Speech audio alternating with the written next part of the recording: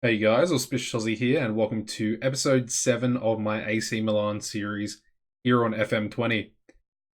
Now, as you can tell by the title, we're going to get straight into the transfers. But before we do that, we have splurged quite a bit of money on a new world-class winger. We've been able to essentially steal away one of the best players from Juventus. It's not Cristiano, but he's still very good. As you can see, the finances there, they've dropped quite a bit due to our transfer dealings. So we'll get into that now. As you can see, we'll go through the ins first.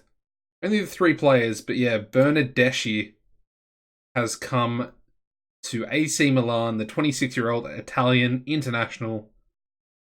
Going to play left wing for us. He's already become accomplished in that position throughout pre-season. As you can see, he's got really, really good physicals.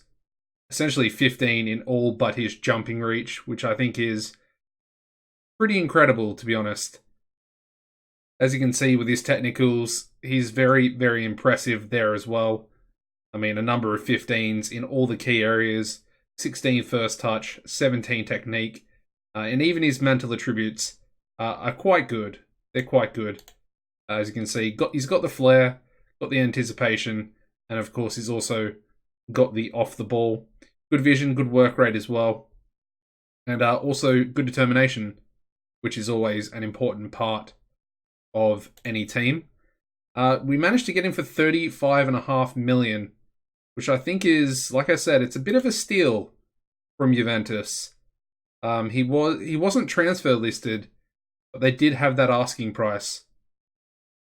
Unfortunately, we're giving him a massive wage, but I guess, a player of his quality does deserve it. He's also on a 5-year contract, so, we've pretty much tied him down for the rest of his peak, I would say.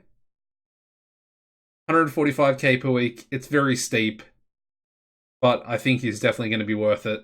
He's also valued at 45 mil at the moment, which I think is pretty incredible.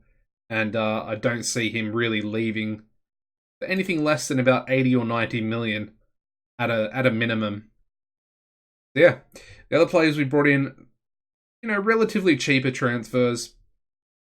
The first of which was Alex Blazer from Levante. 2.2 million for the 18-year-old central midfielder. As you can see, 4-star potential, 2-star current ability. He's in the under-20s for now, but I think he'll probably get some game time throughout the season. Of course, we are in the Champions League, so we're going to have a bit to do this season, that's for sure. As you can see, he's going to play box-to-box. The only real downside, I would say, is his finishing.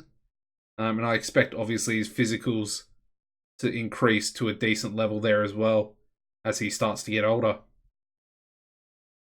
And the final player we did bring in, we're still in the transfer window, so I'm still looking at one more player to possibly bring in, but we'll just have to wait and see how that turns out. And the final player was Samuel Kalu, 22-year-old Nigerian winger. Can sort of play up front as well, but probably not going to play there for us. Brought him in as a backup winger for Pione Sisto.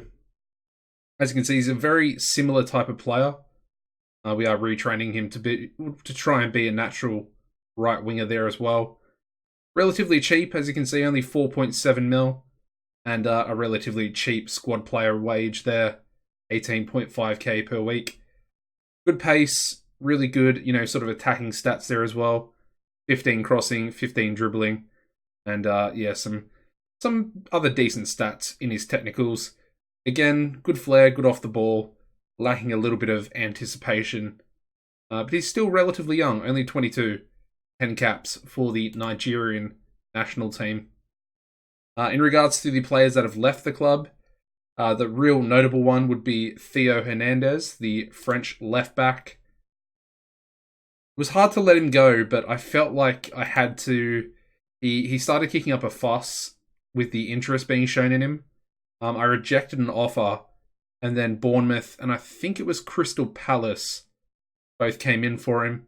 I managed to negotiate Palace to 30 mil, and Bournemouth only went up to 25. and he chose to go to Bournemouth. So I was pretty upset about that. Could have probably got another 5 mil out of him if he went to Palace, but yeah. We do essentially have a backup ready-made. One of the players that was out on loan last season is a left back. He's also a left winger as well. I'll show you him in a second. Yeah, he's a ready-made replacement. Hernandez, literally, he might have played 2 or 3 games last season. Just kind of a waste. So we sold him, made a profit, and essentially I just put that money straight back into Bernardeschi. All the other players were let go on free transfers. The notable players being Bonaventura, and yeah, that's about it really. Notable players out on loan, I would say Milico. He's gone on loan to Hellas Verona, who just got relegated to Serie B, where he'll be getting some first team football. So I think it's a good move. It's a good move for him. Serie B, actually playing senior football. There's no one else really there that's too impressive. We let a youth player go for 115k there, and we also let another youth player go for 900k to Torino. Both of these youngster deals or transfers do have a 50% of next sale in the clauses. So if they do develop well and transfer to a bigger club, we'll get half the transfer fee. And I like those type of deals. The preseason fixtures, as you can see, we were undefeated. Still looking really strong, considering I think we went 14 games unbeaten towards the end of Serie A last year. Started off with a 2-0 victory over Udinese. Pretty straightforward. Frank Kessie getting both goals there.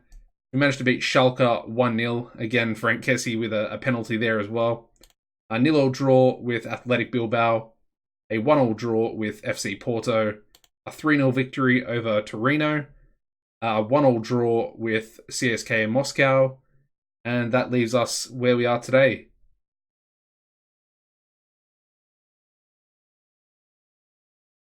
Alrighty, let's get into the lineup. It's pretty much a similar team. Obviously, a couple of players are coming in. This is the guy I was mentioning about the left back position. His name is Diego Laxalt. Looks pretty good for a backup player. Like I said, good pace, can play both wing and fullback. So, he'll be pretty integral to the team. You would assume, hopefully not too much, but he's probably gonna play a few games here and there. As you can see, we've got quite a few injuries and we've got a suspension as well.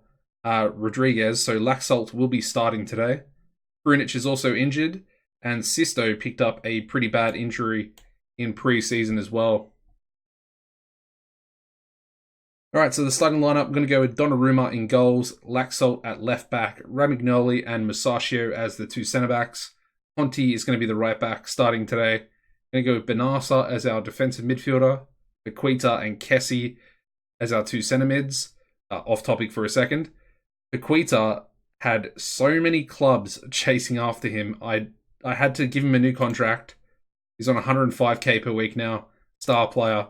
I received a £90 million offer from Chelsea for Bequita.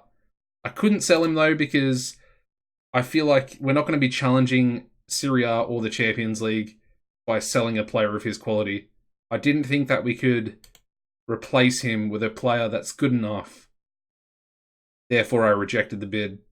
Gave him a new contract because he was kind of upset. But yeah, anyway, left wing, Bernardeschi. Right wing, we're going to go with Halilovic. Obviously, there's a few other options I could sort of go with at the moment. We do still have Rebic. Actually, I think I'll go with Rebic. I was going to go with Halilovic, but he's probably not as good. Probably a player I might look to sell at some stage as well. I'm just not too big of a fan of his.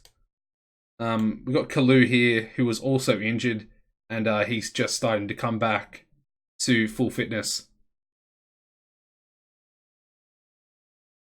Alrighty, Rebic's going to be on the right wing, and then Leao's going to start up front. We do also have Piatek back, so we've got him as our backup striker. He'll probably get a bit more game time. He actually played pretty well for Arsenal here, as you can see, scoring 5 goals with 1 assist in 8 games. Relatively good. So we're going to give him a chance again this season. Of course, the tactic is it's playing a lot better. We're a lot more solid. I mean, we're not scoring as many goals, but so far so good, especially towards the end of last season. It definitely did me proud once we sort of changed the mentality from attacking to balanced.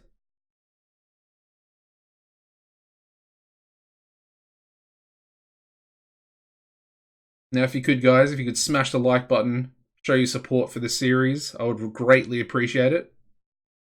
And if you're also not subscribed, make sure you do that. Turn on the notification bell, and you'll hopefully get notified when these videos do come out. I know YouTube can sometimes be a little bit weird with those types of things, but I mean, if you don't have the bell ticked, it's not going to happen regardless. Anyway, we got Rebic here, putting a decent cross in, and there we go. Bernardeschi on debut, getting the first goal for the club this season, and obviously his first goal for the club in general.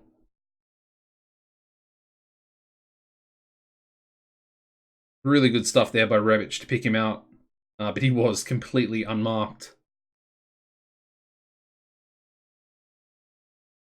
Good decision putting Rebic in. Romagnoli, oh, what a goal. On the edge of the box. The big centre-back. Blasting it on the volley. This is a perfect start. I mean, we're 2-0 up on Napoli within 15 minutes. Bang! Smashes it.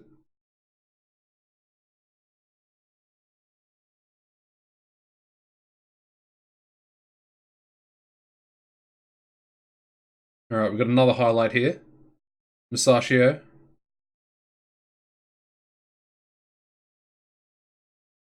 Romagnoli goes out wide to Bernardeschi. I want to see what he can do. Alright, we got Rebic again. Goes back to Bernardeschi.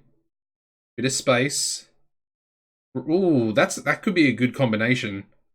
Rebic scores, Bernardeschi with the assist. And these two might have a little partnership on their hands. And we're 3-0 up within the first 19 minutes. We are on fire at the moment. 3 different goal scorers as well. And like I said, Bernardeschi, I would class him as a world-class player. Especially in regards to the game. Like, his stats are pretty incredible. Just, I mean, all around, he's like, I don't want to say the perfect winger, but for the value that we paid, absolute bargain. Only 26 as well. And he's in behind here. Can he score? No, he can't, but that's okay. He's already scored 1. I mean, we're only 34 minutes in.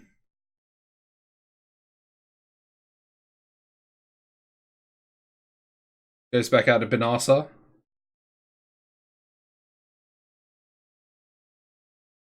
I mean, we've got rapid highlights here. Conte loses the ball. Could be getting counter-attacked here. Empoli. Yeah, there we go. Oh, good save by Donnarumma. At the moment, we do have a big problem with Donnarumma. He's refusing to talk to me in regards to contracts. And his contract is going to run out at the end of this season, so could be a bit of a problem. Anyway, Bernardeschi has stolen the ball away. None of our players are actually pushed up, and therefore he gives the ball away. Probably a little bit too quick compared to the rest of his teammates.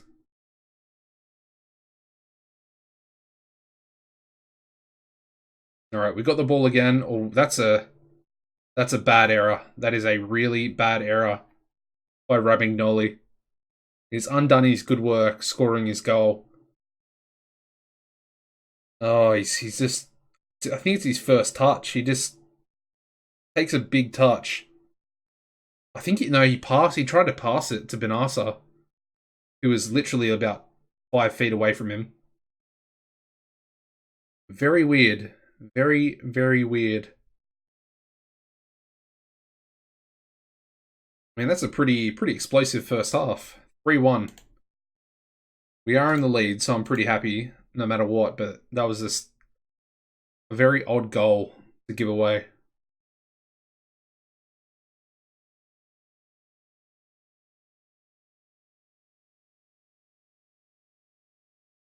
All right, Kessie, can he cross it? Oh, he should have crossed it. He's hit the post, but I think Bernardeschi was unmarked. That would have been a tap in.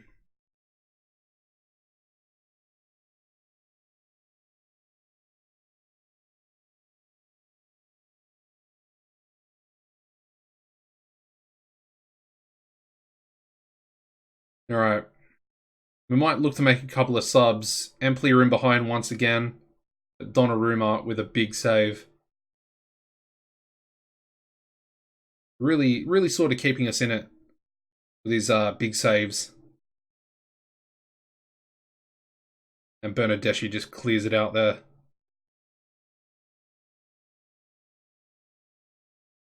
I mean, both goalkeepers are actually playing pretty well. So that's good to see. All right. I think we'll make a sub here. I think PR Tech can come on. And then I think we'll also bring Calhanoglu on for Paquita. Oh, we've got another goal there. Is he onside though? He is. Liao has scored. It is now 4-1. Bernardeschi getting the assist. I think he got a header on this. Yeah, he did. And maybe, Liao might have stolen his goal away from him. I'm not sure if it was going to go in, but regardless, he's off the pitch. He can't steal his goal anymore. And what we're going to do now, we're just going to bring Castillo on for Bernardeschi. The game's already wrapped up, so we'll bring him off. He's already pretty fatigued on a 67% match condition, so we'll get him off. Rest him up a little bit. Make sure he doesn't pick up any injury, because I think he's going to be really big for us this season.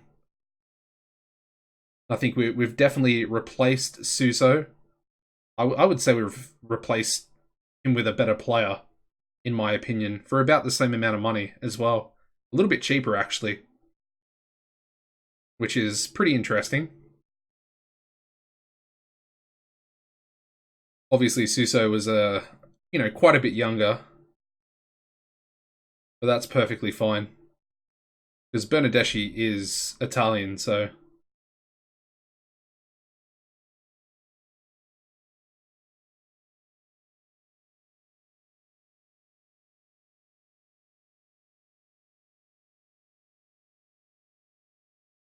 Oh, Empoli have got another goal there. 4-2. I mean, it's been an exciting game. 6 goals have been scored so far. But our defence, I'm not too happy with them. I don't like conceding goals. I would have to say that's kind of Laxalt, his fault.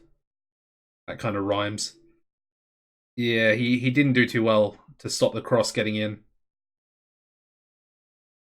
But then again, you could probably say that the 2 centre-backs need to be doing better. Letting a lone striker get in between them for a header. It's not great. Laxalt with a good ball there to Rebic. And, I mean, he went for the selfish option. Probably looking to score a goal.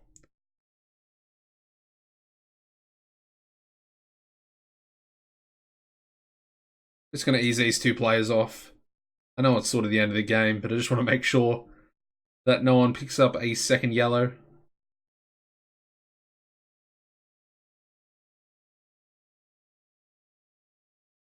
Rebic is in behind here, down this right-hand side. Gets a cross in. Bernardeschi, oh, it's Castillo actually. He's already off the pitch, isn't he? You can tell I'm excited about him.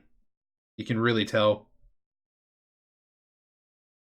Alright, there we go. 4-2 victory. Opening day of Serie A. And there we go. Bernardeschi scores on Milan debut. Beautiful. Also man of the match. 1 goal, 2 assists. 9.1 rating for the match as well. Really good stuff. Alright, well that's going to wrap this episode up, guys. Hopefully you have enjoyed. If you did, like I said, drop a like, subscribe to the channel, and as always, take it easy, and goodbye.